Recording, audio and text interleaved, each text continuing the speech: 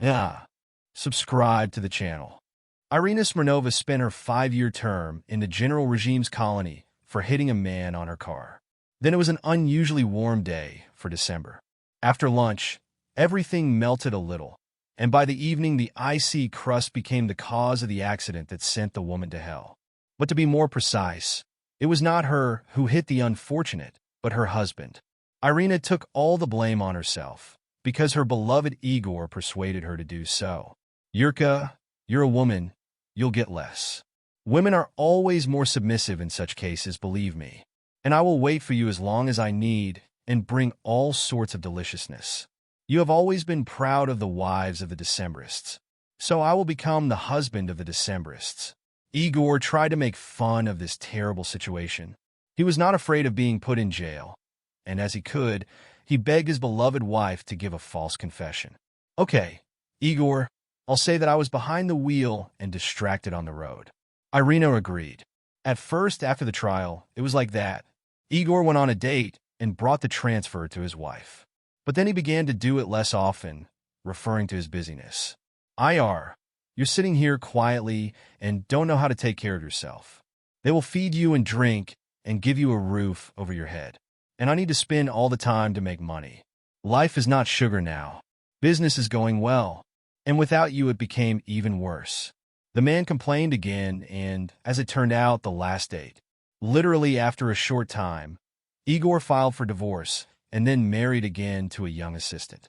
And then he wrote off his ex-wife from them. Just recently, such a cozy family nest.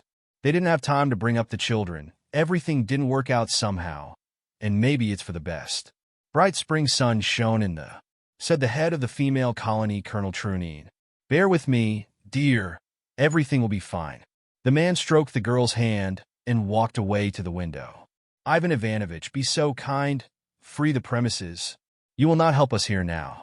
Everything that depended on you, you have already done.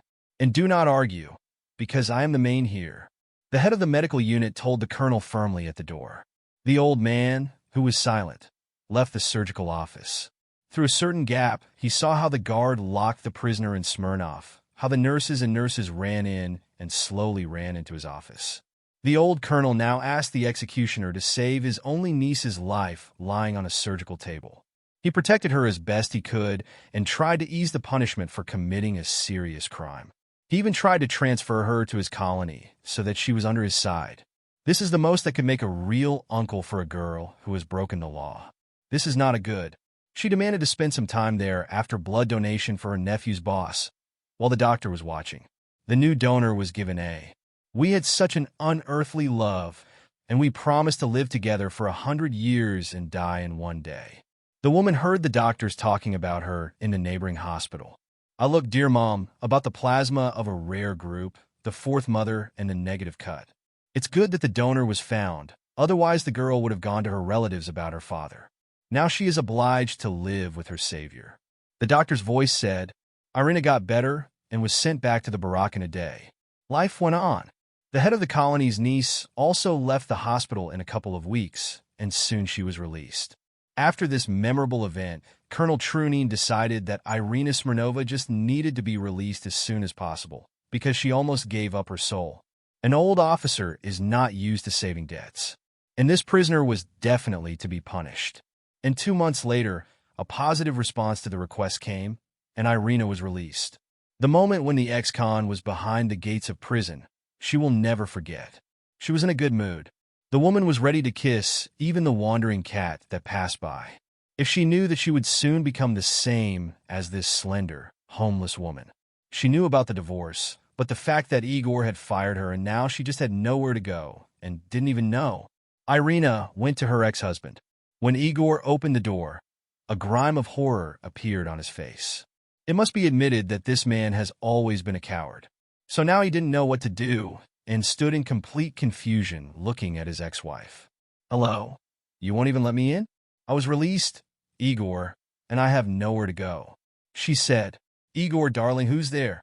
A young pretty girl came out in a shirt in the corridor, in a cell on a naked body that Irina once chose for Igor herself. Darling, go to the room, I'll be right back. He threw up, and the young woman obediently left. "Wait for me now," said Igor, and quickly running out of the house, took out a small sports bag. "Your things are there," he grumbled, and gave it to her. The woman looked at him carefully. Then, taking the bag, she turned around and silently began to go down the stairs. The door behind her closed. "Well, that's it. Now I have no family, no home. And what did I hope for?" That Igor broke up with me because, as he said, for the benefit of the case, he is an ordinary traitor and weak. Ira's soul was empty, but calm. At first, she took the plunge to storm her former friends with full enthusiasm. Irina hoped that someone of them would help with work and temporary shelter. But there were no people who wanted to help, even among the closest. No one wanted to contact the person who was behind the bars. "Urka, well, you judge for yourself. Such people come to our salon to serve. If they find out that the ex-Zechka works here, they will shit on us all the raspberries. They themselves will not go and will set up others. We even have a cleaner with a higher education. They wipe the floors," explained her close friend Marina. This woman of an uncertain age, because of her endless experiments with appearance, forgot how at one time when she arrived without a penny in her pocket, it was Irina who helped her settle in the metropolis. Become who she was now, a successful businesswoman. "Sorry, friend, nothing personal. If you want, we can comb you nicely and do makeup." "Huh?" she added. "No, thanks, I'll somehow do without makeup." Irina answered dryly and went out. She ran after her friend, feeling her guilt. "Ir, don't be offended. I'm begging you. If I could, I would definitely help. You are my friend, but forget about your luck, friend." Ira smiled and left the salon. This is the last person in her past life to whom she had hope. Apparently, I need it. An adult aunt? Oh, a coin. And she did not make friends with the real ones, and her husband ran to the young nymph. And it seems that now I am a homeless woman. This thought suddenly pierced her to the depths of her soul. That's the sign I had in the form of this animal. They showed me the future of life, free but homeless. There was at least a roof over my head. And where now? Thought the woman while walking down the road.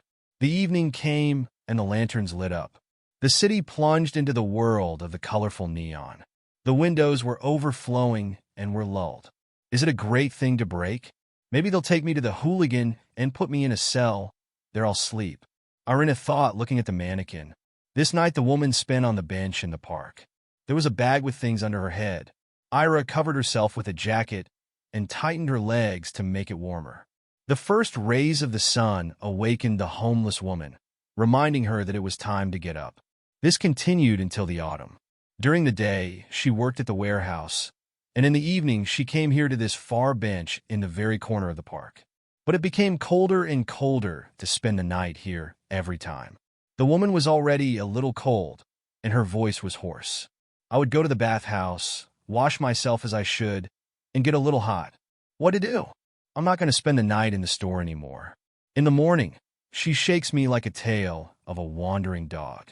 I am that very dog. With grief, the woman thought, collecting the unscrupulous treasure. At the warehouse, the work did not become at all. The pennies that she earned and spent on unscrupulous food and washing once a week in the city bath are over. Irina walked along the underground passage when she felt that she was losing consciousness. After a while, she woke up and saw in front of her a familiar face. On top of her looked blue eyes and a spring face. I know her, but I can't remember. It doesn't matter. I probably fainted. Yeah, things. Urine in the head bled. Oh, thank God. Came to her senses. Scared the hell out of me. I go and watch you crawl so smoothly. The girl was. Irina tried to get up. When she got up, the girl looked at her with her eyes and tried to look closely. Listen, I think I know you, she said. You're Smirnova, right? Iris Smirnova, right? Said Vesnushka. Yes, and who are you? Said the woman. I'm Anya, the niece of Ivan Ivanovich. You won't remember? Screamed Ada. You gave me your blood, green Christmas trees. What a meeting. I was looking for you. My uncle told me that you went out on Udon. I'm going to your house by address. Some chick opened the door for me. She said in a disgusting tone that you don't live there. Where to look? She doesn't know and doesn't want to know. Your ex-husband is still that bitch. He threatened me that if I don't stop bothering them, he will hand them over to the police. Listen, how could you live with such a person? I don't understand. He already has it written on his face that he is a Khmo. She scratched like from a machine gun. Irina finally woke up, having fixed her clothes, took her bag, and went out of the basement. On the way, she threw away Anna. Thank you for your care. Wait. Where are you going? She was surprised. I don't know where my eyes are looking. Irina answered. So are you a bum? Although what I ask, judging by your appearance, you are definitely a bum, said Anna. It won't work like that. Tonight you will spend the night at my place, and tomorrow we will think about what to do. That's it, let's go. She took the bag from the hand of a besieged woman, and they went home to Anna. The apartment turned out to be quite spacious. Everything was modest here, but with taste. This is your room. Make yourself at home.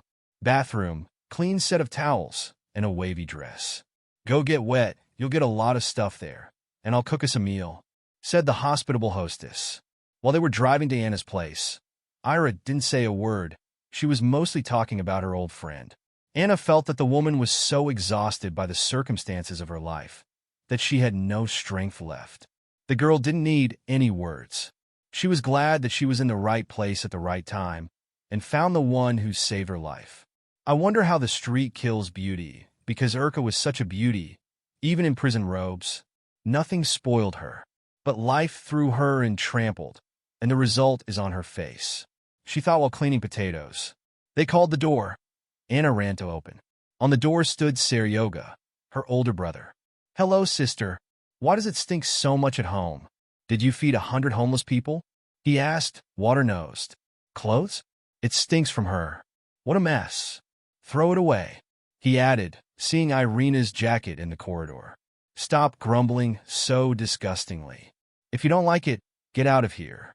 I didn't invite you. While I'm in the back door, the little moon is different. I'll see how it smells from you. It's definitely not Hugo Boss, Anna replied. I found Ira today, she said. Is this the one you told me about? Yes? Asked Sergei. Yes. And she's here now. This is her jacket. You would have just seen how I found her in a state. Horror, Anna added. Let's throw this jacket out and buy a new one, he suggested. Come on. You shut up and don't command here, okay? Answered the question to the question of the sister. At this point, Irina left the bathroom.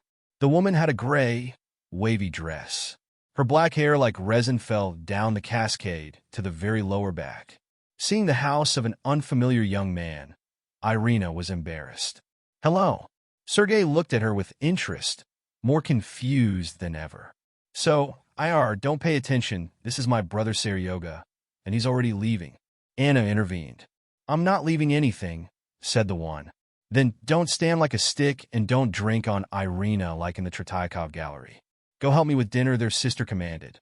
Sergei obediently followed in the kitchen, and then they sat together and ate crispy potatoes.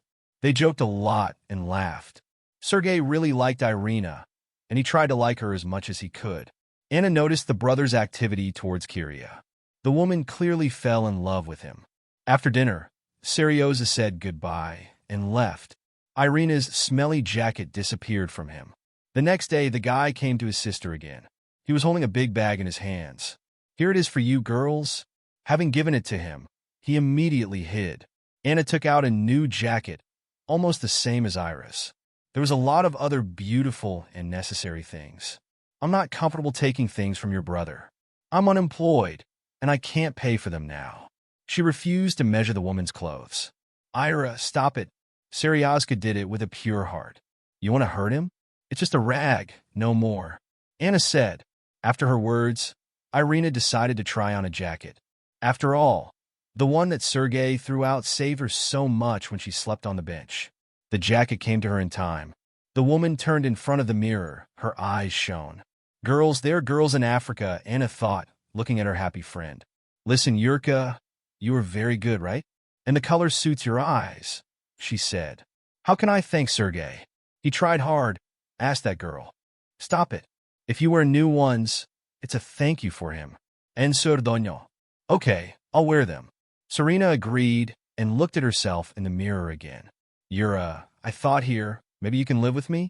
There's enough space. And it's more fun together. The young woman suggested. Anya, I can't abuse your serioza and my good relationship. She said, it's very important to me that everything is fine with you. If you go out again, I'll stop sleeping. Live until we come up with something, okay? The girl persuaded. I need to get a job. I don't want to be a baker. You will feed me, Serioska is already putting on. I have to do something myself, said Irina. Well, so we live? Asked Anya. Yes, replied Ira and hugged the girl.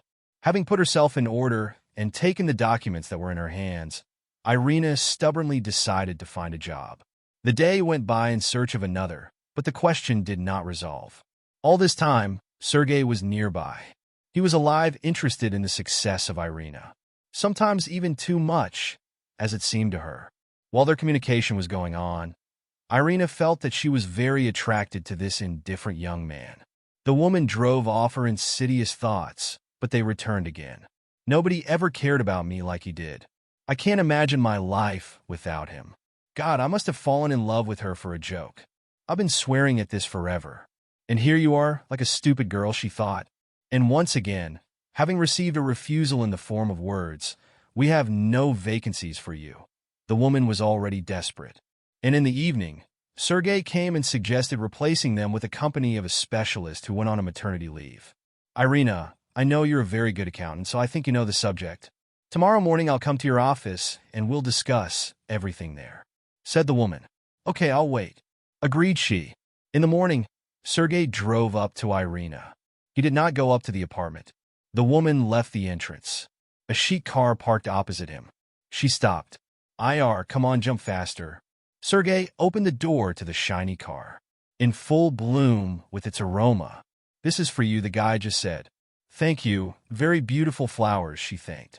There was also a small box. I didn't notice, he added. Irina looked closely and saw a velvet box under the bouquet. She questionably looked at Sergei. Open it, it's for you, he said and got confused. The woman opened and saw a ring. Her hand froze in indecision. I'm not so good at making offers to a beloved woman. Do you agree? If so, then put it on, said Sergei. Irina put on a ring and looked at the man and said, I agree. Well, don't be surprised. What will happen should have happened much earlier, added Sergei. The couple was driving along the road past tall buildings and sparkling windows. The route to the office of Irina seemed familiar to them. She began to look more carefully and realized that she had once driven the same road to her office. When the familiar spade of an old building appeared, the woman was stunned. Where did we come from? She asked. Is this your new or old workplace? Sergei exclaimed. This is my office. That is, it was once mine. Irina was puzzled. This is your office, and our business too, said Sergei and hugged the woman. And how about Igor? She asked. Igor, bankrupt. I bought his business. Just answered the man. Everything remained the same here. It seems that time itself stopped. Even Ficus Benjamin was standing in the corner of the office and waiting for his mistress. I actually hand-poured it and wiped the leaves. I had this when I was a child with my grandmother. She talked to him as if he was alive, said Sergei. Irina did not believe what was happening, because she thought that she had already said goodbye to the past forever. But now this life was coming back and giving the woman all the debts. Justice must be rebelled. You were punished for the crimes of another person, and you were not only not thanked, but also thrown out for your kindness and devotion to the street. Isn't it right to put everything in its place, said Sergei. And about the girl who went on a maternity leave, did you come up with it? Asked Ira. This is Igor's wife. Her company will pay everything as it should be on her maternity leave. Future offspring should not suffer from the indignation of his parents, said Sergei. Later, after the case was accepted, the most important celebration was scheduled and the preparation for it began. Dear, I have registered you in the best salon in the city. Please do not be late. Everything is scheduled in minutes. You know, there is such a pathos master like everyone around her. Sergei pulled out Irina's invitation. The postcard had a familiar Vinzel. Her former girlfriend Marina could not help but stand out here and slightly overshadowed with abundance of shine and gait. When Irina came to the salon, she was very surprised because rumors spread that Urka had long been bombing and probably died in the middle of life. But in front of her was a beautiful woman and, besides, quite happy. "Ayar, how glad I am for you. Such a man was taken away." "Well, you and Igor were not so bad," she said. "Forget about Igor. What to remember? He has a different family. The baby is growing," Irina answered. And then there was a beautiful wedding. There were many guests. Among the guests was also the groom's uncle, Colonel Ivan Ivanovich Trunin. He was really glad for his nephew. "Seryazka, you got a wonderful woman as a gift. Take care of her. Such people are worth gold." "They are a fake product," said the uncle, hugging the groom. The newlyweds were incredibly happy, and after 9 months of their birth, a wonderful baby appeared.